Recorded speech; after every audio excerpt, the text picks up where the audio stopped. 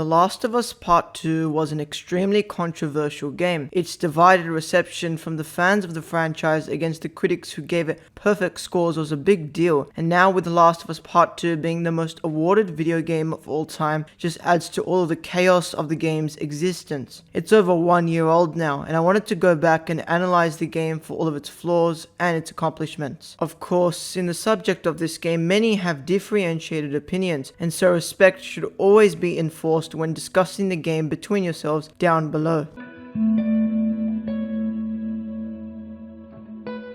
The story was the biggest factor of controversy. Some thought there was no reason to extend upon the ending and narrative that was beautifully crafted and developed in the first game. Others thought that it would be good to get a continuation of the tale of two characters who had learned so much about in the runtime of the last game. But that was 7 years ago now. Naughty Dog's idealisms for creating games would be the same, but when crafting and marketing this story, their idealisms didn't hold up that well, leading off one of the greatest games of the last generation and then trying to expand and even top that was no easy task. Naughty Dog needed innovation, and with innovation would come controversy. They needed something that would spark the player's interest in the world of The Last of Us. That's why the marketing for the game would always have such misleading cuts, implying that Joel would be a main figure in the game once again. Of course, when you actually start to play the game and get to the scene showcased in the trailer, you realize that the scene was to deceive you, and Joel had died long before. And there it is, another major reason as to the game's controversy, and where a lot of hate for it comes from: Joel's death. You've all seen it, him lying on the ground as he gets pummeled by a character that we don't even know. And when we run into that room as Ellie, the only thought that rushes through your mind, as well as Ellie's, is to kill these people. They're killing one of the most beloved characters that Naughty Dog has ever made, mercilessly, and without a proper tribute. But honestly, did Joel deserve a better death? Or was he to be punished for the crimes he had committed just for the sole safety of one person? Many forget that he murdered hundreds of people and stopped the creation of a cure that would stop humanity from suffering from an apocalyptic time that they had endured for so long. He inherently wasn't a good person. His ideals of morality only came from the sense that he had to care for someone who had resembled his daughter. At first, it could have been his past daughter's obliviousness and innocence, but in Ellie's case, he thought of her as a figure of vulnerability, someone who needed caring. But he'd seen the facts that would oppose this very point. That's what killed him. And sure, maybe the way that it happened, him not being cautious around strangers, had caused him to be too soft in a world that he knew was not going to be soft for him. But that could either be a large inconsistency as to the development of Joel, because as clearly demonstrated in every flashback, his level of caution never decreased even after he saved Ellie. But maybe in the rush of the moment, when he had to save Abby, then maybe he had forgotten those levels of caution. But his death sparked something in someone else, Ellie. She transforms so much in this game, and she's indefinitely unrecognizable from who she was in the first game. She definitely wasn't an angel in the first game, but her sensations of vulnerability definitely showed themselves a lot, as she did ultimately need the protection of someone else. And that's a large contributing factor as to why her and Joel grew so close during the runtime of the first game. Ellie's only motive throughout the whole game is to kill Abby. There's no second motive or nothing else that she strives for more for throughout the entire game. The only thing that is ever on her mind is Abby, and we can see this in various instances. When she lets Jesse go by himself while she decides to continue her bloodthirsty rampage through Seattle just to find Abby, there's so much implications of her character and morality changing for the worse. Then there's the more obvious and more impactful instances of this gradual and concerning change in who Ellie becomes due to her obsession with revenge, and in turn her obsession with the killer of her father figure Joel, of course being Abby. When she chooses the death of Abby over Dina and her child, it's the final nail in the coffin that solidifies the character development and absolute horrendous idealisms of morality that change Ellie and forever change the fate of her very existence. Ellie's story isn't a happy one. She no longer is that same scared but young teenager who follows along with Joel. She's a killer, a murderer, a demon. But does the player see her like that? Do we, the audience who've seen her, seen who she truly is when she isn't ravaged by the flavor of death, accept her? Do we condemn her for her actions? Unlike Joel, the reputation of Ellie wasn't as severe or horrendous, but after her arc in this game, her being more vicious and vile as Joel was before he met Ellie is a legitimate concern about her character, and that's scary. Sure, when we first see Joel being absolutely plummeted by that golf club, we don't care for Abby, and our state of mind is completely identical to that of Ellie's. We want Abby to die, and we want it now. But for me, that wasn't the case after a certain point. Killing Nora? Absolutely brutal. Ellie barely even got any information about Abby when interrogating Nora, because she just wasn't thinking. There was absolutely no state of thought for Ellie, and she only killed Nora because she thought it would get her closer to Abby. And maybe it did, but that doesn't mean that she should have done it. But I think the most crucial moment of them all in terms of character development for Ellie and obsession with Abby is killing Owen, and more significantly, a pregnant Mel. When I was watching that cutscene on my TV as the night rain played in the background, I watched as Ellie checked to see Mel's stomach, an unborn child dead. My stomach turned. My emotions towards Ellie turned. My motives in what I wanted Ellie to achieve turned. My belief in Ellie had ultimately changed. She went so far as to kill an unborn child. For what? To kill someone that she didn't even know the location of? Ellie is no longer a teenager. She is no longer the person we knew in The Last of Us. She's a damn hunter, and this is what makes her evil. But there's one spark of hope of change in her, but I don't know whether it matters at all when applying the notion to the wider story of the game. When Ellie, still absolutely obsessed with Abby, finds her being tortured as well as Lev, a child that Abby saved, many players must have questioned why she was still trying. Give up already. Not even we wanted to kill Abby anymore, but her sparing Abby in the end was possibly a sign of hope. Ellie had forgotten, or she tried to forget. And in the ending of the game where she walks on the farm away into the distance, the light might have come back to her, but we won't find out until an eventual sequel. Now, Abby, the very core point of controversy for the game. Not for her voice acting, not particularly for her appearance in the game, just the fact that she killed Joel and that the majority of players didn't want to play as the very person that killed their favorite character in the entire franchise. But Abby is so essential to the core narrative that the game possibly couldn't be as complex and as well developed without the inclusion of her arc in this game. Abby is a complex character. Many complain about the sheer level in which Naughty Dog went to as to not develop many of the side characters in this game, and in some certain instances I have to agree. Dina wasn't a character that I all cared about. Neither was Jesse or really any of Abby's friends and comrades, but maybe that's the point. There's these two central and completely different individuals fighting for two different causes, and as they fight for their objective and for what they want from one another, the friends of both die and fall in the process. But Abby isn't evil. Joel was the evil one. It took me a while to come to terms as to why Joel's death is ultimately certified. I always saw him as a hero of sorts, but when you think about the evil he has committed throughout time, especially after the zombie outbreak, more specifically after the death of Sarah, he's not inherently a good person, but maybe that's what connected us to him. He's just a normal, rash, and older individual, but we saw what happened to him in the first Last of Us, and that's where a level of empathy is built for his character. And when you include his dynamic with Ellie, then there's just not much Naughty Dog can do as to make the player not care for either of them. And it's hard not to, especially when you traveled across the entirety of America with both of these characters, with the various ups and downs of both of their character development cycles. But Abby's vengeance is somewhat justified through this. Joel mercilessly killed her own father just to save Ellie, and that's enough of a reason as it is. But when Ellie comes after Abby by killing all of her friends, it just gives her a reason to kill Ellie, who we know she had already spared once before. When Abby does catch up to Ellie and both of them fight underneath the theater,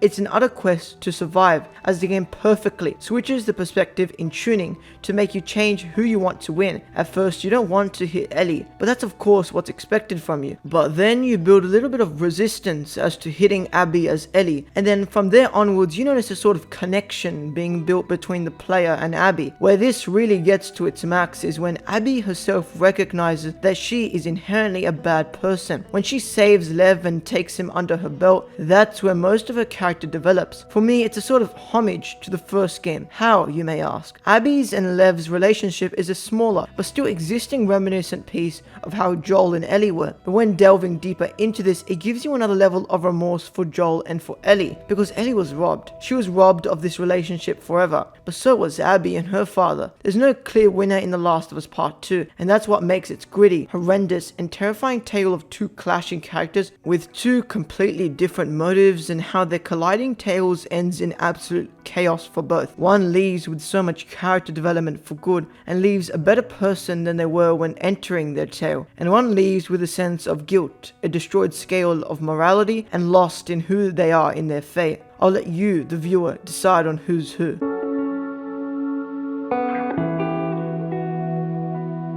The original Last of Us was no revolution when it came to its gameplay, and that relatively stays the same in its ambitious and controversial sequel. Naughty Dog really didn't even try with innovative mechanics in the sequel to one of the greatest games of the last generation, which is a real shame. One of the major complaints many had with the original game was the gameplay. It was too simplistic at times for its own good, and while I don't exactly agree with this point, as I thought the gameplay of the original perfectly fit the fact that it's more centered on its narrative, but that still doesn't mean that I had more than a few issues with the gameplay, and I really think that if Naughty Dog tried, they could have built upon the foundation of the first game and made it something truly remarkable in its gameplay department. But instead, they again played it safe. Maybe for better or for worse, there's still no excuse as to why they didn't at least try. But it isn't exactly surprising, as Naughty Dog hasn't been known to create many games with very engaging gameplay in the last decade, with games such as the Uncharted series being a direct source of evidence for this. It is not complex, and it's a little disappointing. Of course, the law of Naughty Dog's games nowadays isn't the fact that they know how to create an amazing platformer with engaging gameplay, but it's more focused on the cinematics and narratives that are presented in their games. Some easy to fix problems with the first game was the scavenging system not being exactly the greatest, the crafting system, and some of the cover-based shooting that just felt outdated and so stereotypical to the point where it just became frustrating at times, and that's a recurring issue in one of their other series, being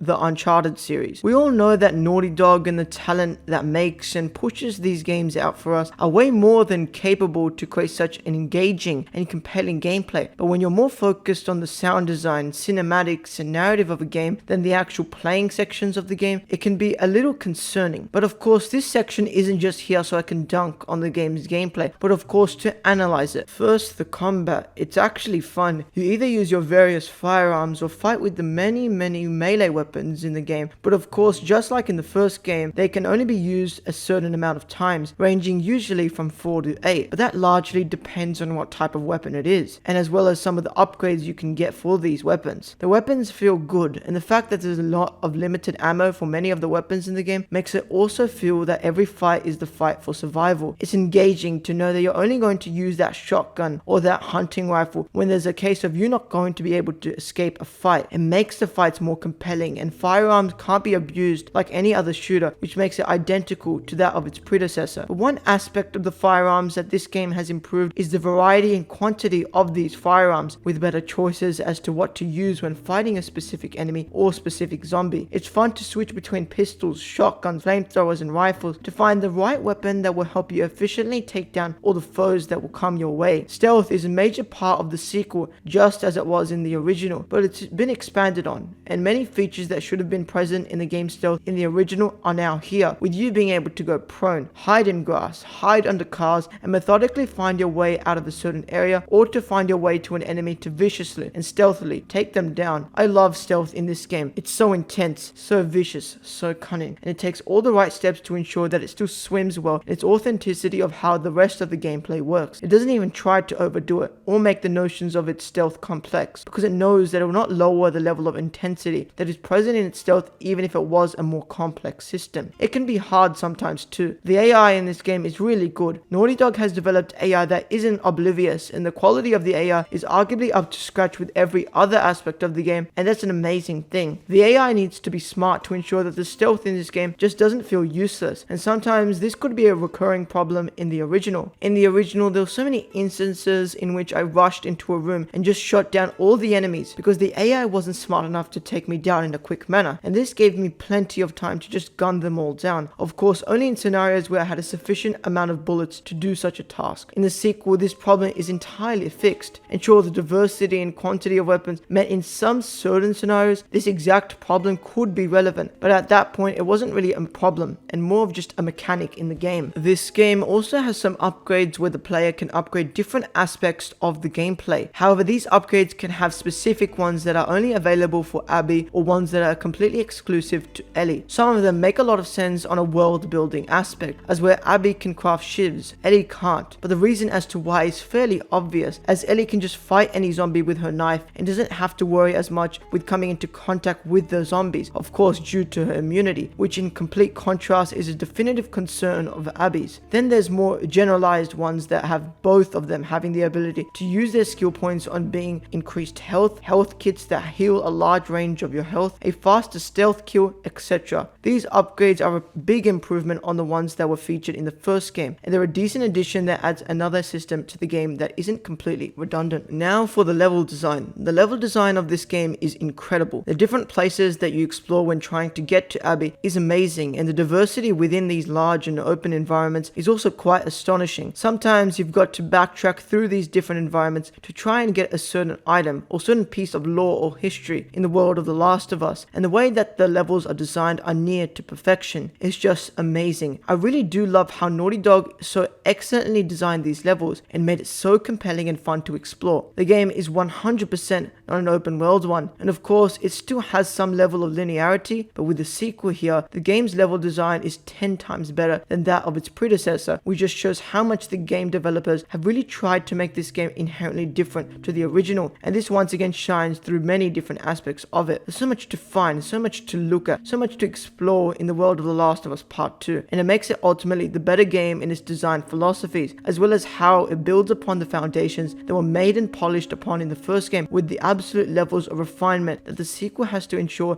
that it makes itself entirely distinguished from the original. Then there's the game's eerie, haunting, and yet beautiful soundtrack that fits every scenario, every minute, every moment, every scene, every set piece in the game. It's just remarkable how well the soundtrack of this game just works. I can't really explain how it works in words, but if you've played the game and experienced it for yourself, and even if you played the original, you understand the genius of the game's music. And I think without the music in this game, the narrative of the game would be cut down so much. That's how impactful the game's soundtrack is to me. And it's a major component of the game that builds the perfect level of atmosphere. Ultimately, that makes this game as incredible and as well made as it is.